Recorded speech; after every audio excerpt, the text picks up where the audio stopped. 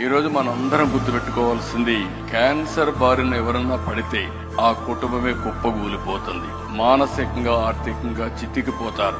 ఎంత ధైర్యంగా ఉన్న వ్యక్తులైనా సరే ఆ కుటుంబంలో ఒక్కసారి క్యాన్సర్ వచ్చిందంటే పూర్తిగా మానసిక స్థైర్యాన్ని కోల్పోయే పరిస్థితి వస్తుంది. ఇలాంటి సందర్భంలో ఇప్పుడు వచ్చినటువంటి ఇద్దరు ముగ్గురు చూసాం. చాలా ధైర్యంగా వాళ్ళు ఒక సక్సెస్ స్టోరీలు కూడా చెప్పే పరిస్థితికి వచ్చారు.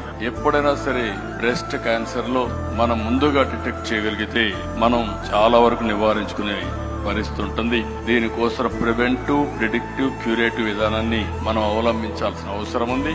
నేను ఒకటే బసవతారకం హాస్పిటల్ మేనేజ్మెంట్ కోరుతున్నా.